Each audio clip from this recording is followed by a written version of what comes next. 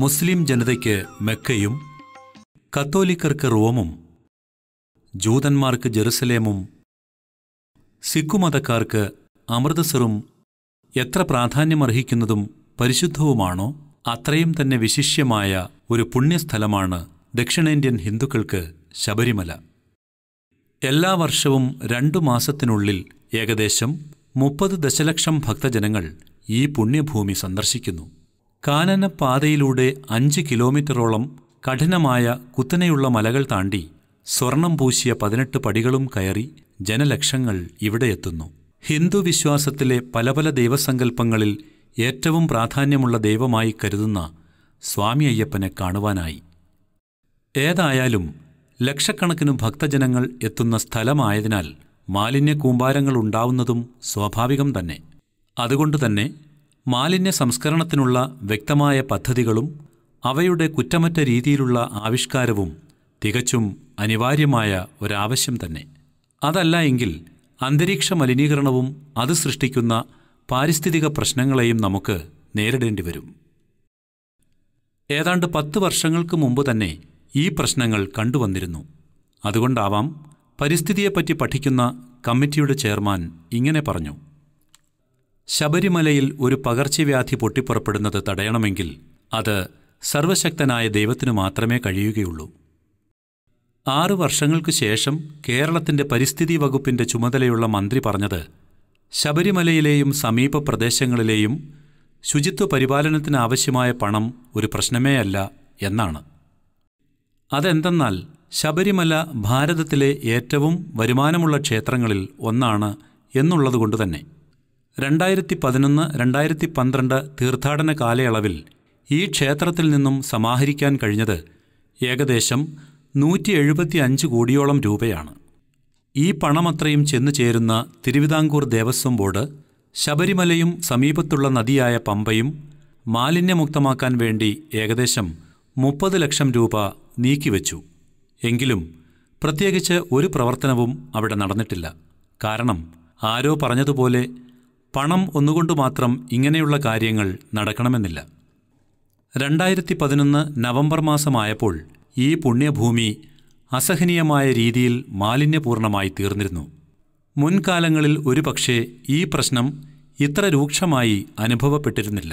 കാരണം പ്ലാസ്റ്റിക് ഒഴിച്ച് മറ്റെല്ലാ ജൈവമാലിന്യങ്ങളും മണ്ണിൽ ലയിച്ചു ചേരുമായിരുന്നു. എന്നാൽ പ്ലാസ്റ്റിക്കിൻ്റെ ബാഹുല്യം ഈ സാധ്യതകളെയും തകിടം മറിച്ചു. ഇതിനു മുൻപ് ഒരിക്കലും ഉണ്ടാകാത്ത രീതിയിൽ ശബരിമല മാലിന്യപൂരിതമാകുകയും ചെയ്തു. വിപുലമായ സമയബന്ധിതമായ മാലിന്യ നിർമ്മാർജ്ജനത്തിൻ്റെ ശക്തമായ ആവശ്യം ഉടലെടുക്കുകയും അത് നടപ്പിലാക്കേണ്ടതിൻ്റെ സമയം ഇപ്പോൾ തന്നെ എന്നു മനസ്സിലാക്കുകയും ചെയ്തപ്പോഴാണ് മറ്റൊരു സത്യം വെളിവായത്. പണം കൊണ്ട് പ്രയത്നം വിലയ്ക്ക് വാങ്ങാൻ പറ്റുകയില്ല. അപ്പോൾ പിന്നെ മറ്റെന്താണ് മാർഗം? ഒന്നാലോചിച്ചു നോക്കൂ. ആർക്കാണ് ഇത്ര ഭാരിച്ച ജോലി ഉത്തരവാദിത്തത്തോടെ ഏറ്റെടുത്ത് ചെയ്യുവാൻ കഴിയുക?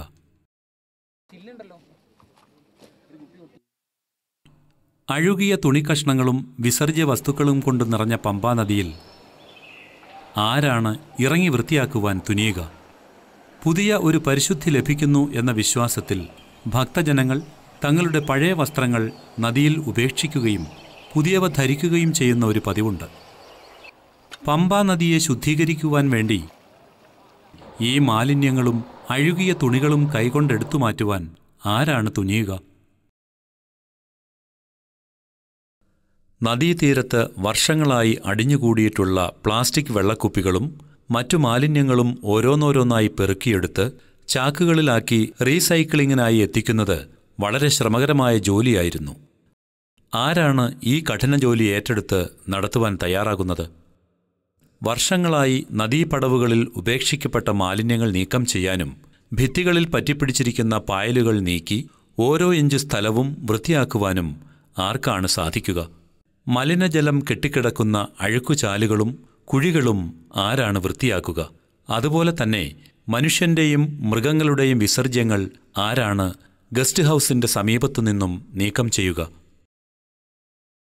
കീഴ്ക്കാം തൂക്കായ മലമടക്കുകളുടെ ഇരുവശത്തുമുള്ള ജൈവമാലിന്യങ്ങളും പ്ലാസ്റ്റിക് സാധനങ്ങളും എങ്ങനെയാണ് പെറുക്കി മാറ്റുക? തന്നെയുമല്ല, ഇത്രയുമധികം പലതരത്തിലുള്ള മാലിന്യങ്ങൾ തരംതിരിച്ച് റീസൈക്കിൾ ചെയ്യേണ്ടവ ഒരു സ്ഥലത്തും കത്തിച്ചു കളയേണ്ടവ മറ്റൊരിടത്തും കുഴിയിലിട്ട് നികത്തേണ്ടവ വേറെ ഒരിടത്തും എത്തിക്കുന്ന വളരെ ശ്രമകരമായ ജോലി ആർക്കാണ് ഏറ്റെടുത്ത് നടത്തുവാൻ കഴിയുക? ഇല്ല, ഇതൊന്നും പണം കൊടുത്ത് ആരെയും കൊണ്ട് ചെയ്യിക്കുവാൻ സാധ്യമല്ല. അതെ, പണം കൊടുത്ത് ആരെയും കൊണ്ട് ചെയ്യിക്കുവാൻ സാധ്യമല്ല. എന്നാൽ ഒന്നുമാത്രം ചെയ്യുവാൻ പറ്റും: ജഗദ്ഗുരുവായ അമ്മയുടെ സഹായം അപേക്ഷിക്കുക മാത്രം. കേരള ഗവൺമെൻറ്റും ദേവസ്വം ബോർഡും അമ്മയുടെ സഹായം തേടി അമ്മയുടെ മക്കളുടെ സേവനം ആവശ്യപ്പെട്ട് അമ്മയെ സമീപിച്ചപ്പോൾ അമ്മ വ്യക്തമായി മറുപടി പറഞ്ഞു: അതെ, ഞാനത് ഏറ്റെടുത്ത് ചെയ്യാം. ആശ്രമ അന്തേവാസികളും ഭക്തരും വിദ്യാർത്ഥികളും പ്രൊഫസർമാരും നഴ്സുമാരും ഡോക്ടർമാരും വിദേശികളുമടങ്ങുന്ന ആയിരക്കണക്കിന് അമ്മയുടെ മക്കളോട് അമ്മ ഈ സേവനം ആവശ്യപ്പെട്ടപ്പോൾ അവർ ഭക്തി ആദരപൂർവം അമ്മയ്ക്ക് മറുപടി കൊടുത്തു: അമ്മേ, ഞങ്ങൾ തീർച്ചയായും ഈ കഠിന പ്രയത്നം ഏറ്റെടുത്ത് ചെയ്യാം എന്ന്. മനസ്സിലായത് ഏകദേശം 40 കൊല്ലത്തോളം ക്ലീൻ ചെയ്യാനോ എന്താ പറയുക, മനുഷ്യ സ്പർശം പോലും ഏൽക്കാത്ത സ്ഥലത്താണ് ഇപ്പോൾ ഇവിടെ വേസ്റ്റ് എടുത്തുകൊണ്ടിരിക്കുന്നത്. ഈ മഹത്തായ ഇതിൻ്റെ അകത്ത് പങ്കെടുക്കാൻ കഴിഞ്ഞത് അമ്മയുടെ അനുഗ്രഹവും, അത് ഈ അമല ഭാരതം പരിപാടി തുടങ്ങിയ കാലം മുതലേ ഇതായിട്ട് പങ്കെടുക്കണമെന്ന് ആഗ്രഹം ഉണ്ടായിട്ട് ഇങ്ങനെ നടക്കുകയായിരുന്നു. ഇത് വന്നപ്പോൾ ഇത് വളരെ വലിയൊരു മഹത്തായ കാര്യമാണെന്ന് തോന്നിയതുകൊണ്ട് വളരെ പെട്ടെന്ന് തന്നെ ഇതിനകത്തേക്ക് ഇറങ്ങി തിരിച്ചാണ്.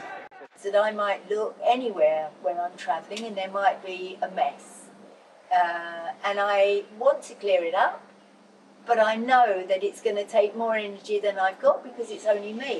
But if a group of people, if I have some friends with me who will do it, it's done in no time, and the energy there is right from the heart.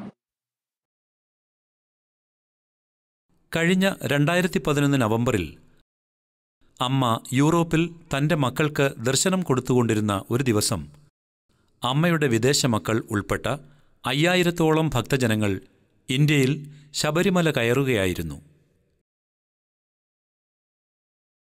താഴ്വാരത്തിലുള്ള Pamba നദി മുതൽ ശബരിമലയുടെ ഉന്നത ഭാഗങ്ങൾ വരെ വെട്ടുകിളികളെപ്പോലെ അവർ എത്തിച്ചേർന്നു.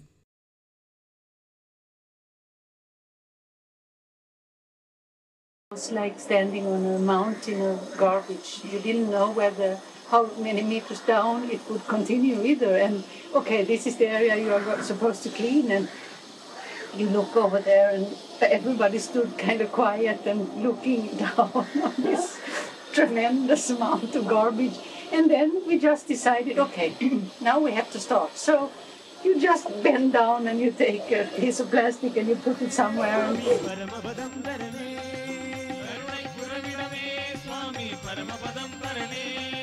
കരുണക്കുറവിടമേ സ്വാമി പരമപദം തരണേ, കരുണക്കുറവിടമേ സ്വാമി പരമപദം തരണേ, സ്വാമി പരമപദം തരണേ, സ്വാമി പരമപദം തരണേ, സ്വാമി പരമപദം തരണേ. ശ്രീ ശബരീശ സ്വാമി ശരണമയ്യപ്പ, ആർത്തിവിനാശ സ്വാമി ശരണമയ്യപ്പ, ശ്രീ ശബരീശ സ്വാമി ശരണമയ്യപ്പ, സ്വാമി ശരണമയ്യപ്പ, ശാശ്വതമൂർത്തേ സ്വാമി ശരണമയ്യപ്പ, ശാശ്വതമൂർത്തേ സ്വാമി ശരണമയ്യപ്പ, ശാശ്വതമൂർത്തേ സ്വാമി ശരണമയ്യപ്പ, ശാശ്വതമൂർത്തേ സ്വാമി ശരണമയ്യപ്പ, മാമലവാസ സ്വാമി ശരണമയ്യപ്പ, മാമലവാസ സ്വാമി ശരണമയ്യപ്പ, മാമലവാസ സ്വാമി ശരണമയ്യപ്പ, മാമലവാസ സ്വാമി ശരണമയ്യപ്പ, സ്വാമി ശരണമയ്യപ്പ, ശരണം ശരണമയ്യപ്പ, സ്വാമി ശരണമയ്യപ്പ, ശരണം ശരണമയ്യപ്പ. അങ്ങനെ ജോലി തീർന്നപ്പോൾ ഒരിക്കൽ ഇങ്ങനെ കിടന്ന സ്ഥലം ഇപ്പോൾ ഇങ്ങനെയായിരിക്കുന്നു. ഒരിക്കൽ എങ്ങനെ ആരംഭിച്ചുവോ അത് ഇപ്പോൾ ഇങ്ങനെ അവസാനിച്ചിരിക്കുന്നു. ഒരിക്കൽ കാട്ടുപന്നികളുടെ ആവാസസ്ഥാനം ഇപ്പോൾ ഭക്തസഹസ്രങ്ങൾക്ക് അനുയോജ്യ സ്ഥലം. ഒരിക്കൽ മാലിന്യപൂർണമായ കാനനം ഇപ്പോൾ പരിശുദ്ധിയുടെ വിശാല തീരം. അതെ, സേവന സന്നദ്ധരായ അമ്മയുടെ മക്കൾ അമ്മയ്ക്ക് കൊടുത്ത വാക്ക് പാലിച്ചു. വലിച്ചെറിയപ്പെട്ടിരുന്ന മാലിന്യങ്ങളെല്ലാം 50,000-ഓളം ബാഗുകളിൽ നിറച്ച് റീസൈക്ലിംഗ് പ്ലാന്റുകളിൽ എത്തിച്ചപ്പോൾ അവശേഷിച്ചത് ഏക്കറുകൾ പരന്നുകിടക്കുന്ന ശുചിയായ പ്രദേശങ്ങൾ, നടപ്പാതകൾ, സ്വച്ഛന്ത സുന്ദരമായ കാനന മേഖലകൾ. ഇതിനെല്ലാം കൂടി എടുത്തത് വെറും 3 ദിവസങ്ങൾ, അതും പ്രതിഫലമില്ലാതെ. 2012 മാർച്ചിൽ കേരള ഹൈക്കോടതി ഒരു അന്ത്യശാസനം നൽകി. അടുത്ത തീർത്ഥാടനകാലം തുടങ്ങുന്നതിനു മുൻപ് തന്നെ പമ്പാ നദി പൂർണ്ണമായും മാലിന്യമുക്തമായിരിക്കണം. ഈ നിർദ്ദേശം കിട്ടിയതോ സീസൺ തുടങ്ങുന്നതിന് വെറും 10 ദിവസം മുൻപ് മാത്രം. ഒരിക്കൽ കൂടി തിരുവിതാംകൂർ ദേവസ്വം ബോർഡ് അമ്മയുടെ സഹായം അഭ്യർത്ഥിച്ചു. ഒരിക്കൽ കൂടി അമ്മ തന്റെ മക്കളെ നിയോഗിച്ചു. മുഖ്യമന്ത്രി ശ്രീ ഉമ്മൻചാണ്ടി ഇങ്ങനെ പറഞ്ഞു: ഏറ്റവും കൂടുതൽ സേവന സന്നദ്ധത മാതാ അമൃതാനന്ദമയി മഠത്തിൽ നിന്നാണ് എന്നറിയുന്നതിൽ എനിക്ക് അതിയായ സന്തോഷം തോന്നുന്നു. എൻ്റെ അഭിനന്ദനങ്ങൾ അവർക്ക് നേരുന്നു. സാമൂഹ്യ സേവന രംഗത്ത് തൻ്റെ വ്യക്തിമുദ്ര മഠം ഒരിക്കൽ കൂടി പതിപ്പിച്ചിരിക്കുന്നു.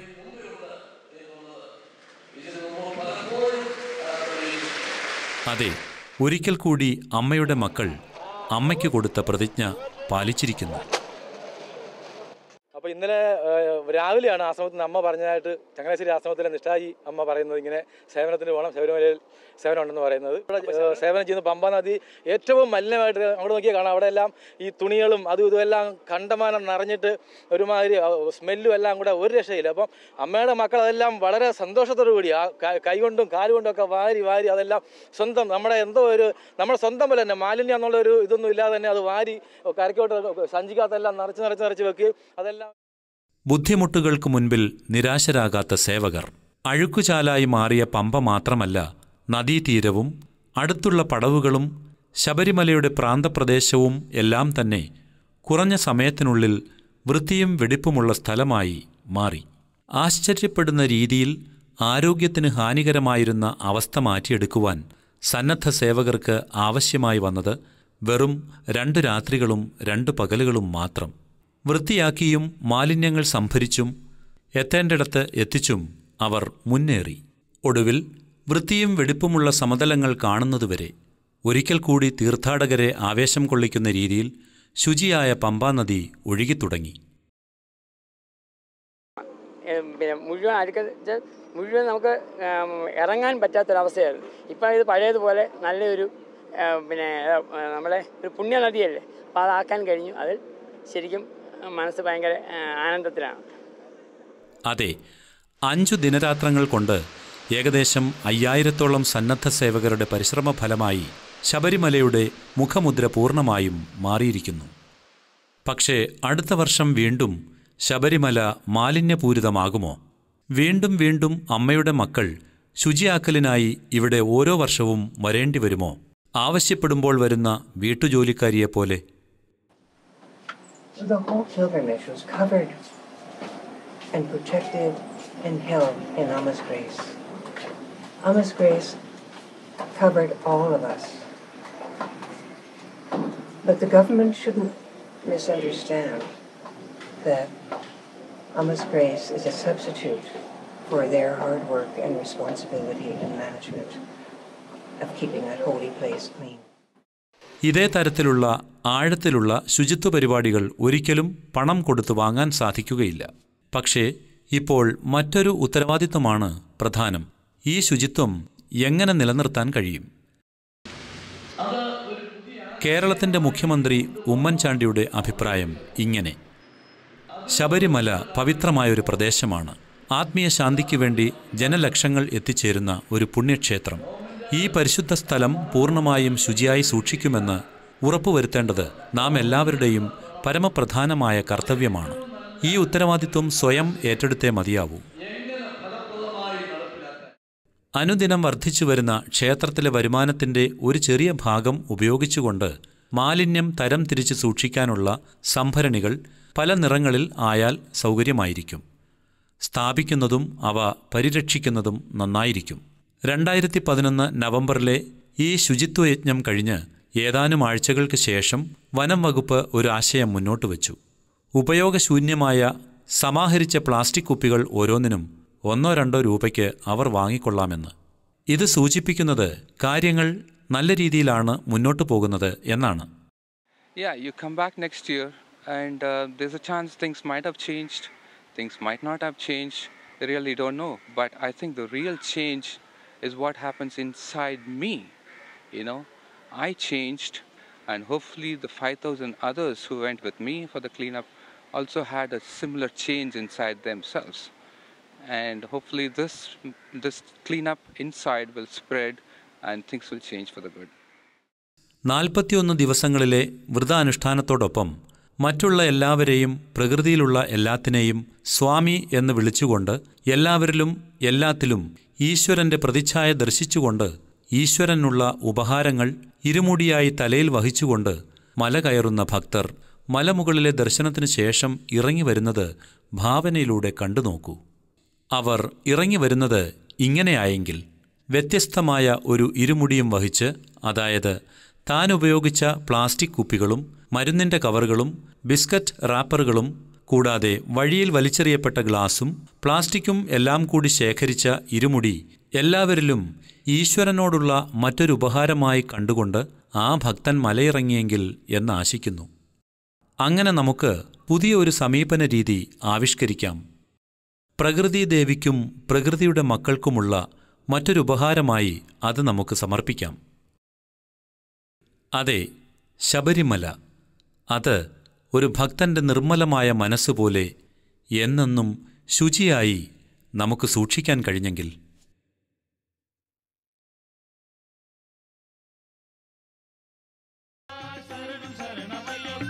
സ്വാമി ശരണമയ്യപ്പ ശരണം ശരണമയ്യപ്പ സ്വാമി ശരണമയ്യപ്പ ശരണം ശരണമയ്യപ്പ സ്വാമി ശരണമയ്യപ്പ ശരണം ശരണമയ്യപ്പ